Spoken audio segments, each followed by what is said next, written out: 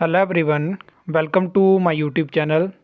HPSSC paper leak मामले में vigilance की जो जांच है वो लगातार जारी है और 3 नए पोस्ट कोड पे एफआईआर होने वाली है। सरकार से अनुमति मांगी गई है। तो इसके बाद ऐसा हो गया है कि अब क्या जो भर्तियां जिन पे ऊपर कोई फ़िलहाल के लिए जांच नहीं हो रही है और उनके रिज़ल्ट आने वाले थे फाइनल रिज़ल्ट, तो उनका क्या होगा।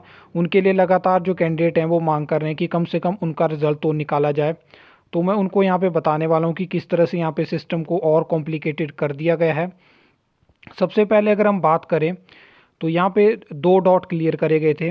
एक तरफ से क्या हुआ कि विजिलेंस ने कहा कि हम जो है मतलब कि फ़िलहाल के लिए हम कोई फ़ैसला नहीं लेंगे किसी भर्ती के ऊपर और सरकार ही डिसाइड करेगी कि कोई भर्ती कैंसिल करनी है या नहीं करनी है।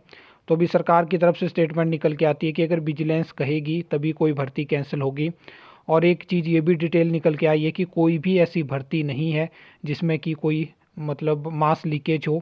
मतलब कुछ लोगों तक ही जेओआईटी को छोड़ के जहाँ पे 70 से ज़्यादा लोगों पे ऊपर डाउट था, लेकिन वहाँ भी डिटेल निकल के नहीं आई है।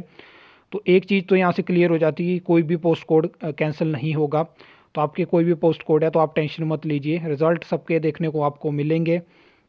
इसके बाद यहाँ पे ये भी निकल के आया कि जांच एजेंसी यानी विजिलेंस ही नहीं चाहती है कि जो भर्ती परीक्षाएं हैं वो रद्द हो, क्योंकि यहाँ पे बड़े स्तर पर कोई भी रैकेट नहीं है, कोई भी मास लीकेज नहीं है। इसके बाद अगर हम ऐसे पोस्ट के कोड के ऊपर बात करें जिनका जो एचपीएसएससी भंग हुआ या सस्पेंड हुआ, उससे कुछ 1-2 महीने पहले रिजल्ट देखने को मिले थे। जैसे कि अगर हम बात करें स्टाफ नर्स पोस्ट कोड 933 की, 28 सितंबर 2022 को उसका रिजल्ट निकला था, जिसमें 84 कैंडिडेट को सिलेक्ट कर लिया गया था। उसके कुछ दिनों बाद ही उसकी एक और वेटिंग लिस्ट मतलब कि जो वैकेंसी उनके पास पहुंची होगी एचपीएसएससी के पास, तो उन्होंने क्या किया कि वहीं से वेटिंग लिस्ट दे दी। तो 20 लोगों को वहाँ से सिलेक्ट कर लिया गया था। तो टोटल 104 लोगों की वहाँ पे सिलेक्शन हुई थी, जिसकी फ़ाइल जो है वो मतलब जो स्वास्थ्य विभाग है उन्होंने मतलब सरकार को भेजी। लेकिन जो कार्मिक विभाग है उन्होंने स्वास्थ्य विभाग को कह दिया कि आप जो है विजिलेंस ब्यूरो से क्लियरेंस ले, उसके बाद ही आपको ज्वाइनिंग मिलेगी।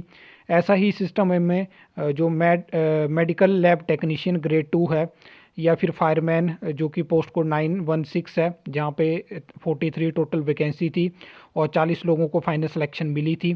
तो उसके उस भर्ती के लिए भी जो है परमिशन मांगी थी, लेकिन क्लियरेंस नहीं मिल पाई है। तो यहाँ से सीधा सीधा एक चीज़ ये भी क्लियर हो जाती है कि अगर आप किसी ऐसे पोस्ट कोड के रिज़ल्ट का वेट कर रहे हो जो अभी तक जो है जिस पे जांच नहीं हो रही है, तो उसका रिज़ल्ट भी आपको सीधे सीधे देखने को नहीं मिलेगा। उसकी क्लियरेंस भी आपको विजिलेंस से मिलेगी, तब जाके आपका ज्वाइनिंग होगी या आपका रिज़ल्ट तभी देखने को मिलेगा। तो यहाँ पे चीज़ें बहुत कॉम्प्लिकेटेड हो चुकी है।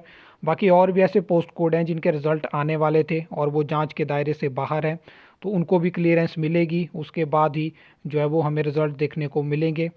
और ये चीज़ें बहुत कॉम्प्लिकेटेड होती जा रही हैं और इंतज़ार जो है वो लंबा होता जा रहा है।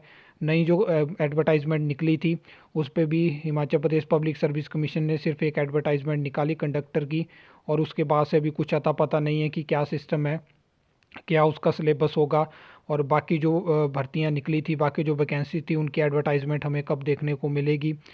चलिए, जैसे ही कोई अपडेट आती है तो मैं आपको बताऊंगा। आई होप आपको ये वीडियो अच्छी लगी होगी, इन्फॉर्मेटिव लगी होगी। तो आप वीडियो को लाइक कमेंट शेयर कर सकते हो, चैनल को सब्सक्राइब कर सकते हो फर्दर न्यू अपडेट्स के लिए।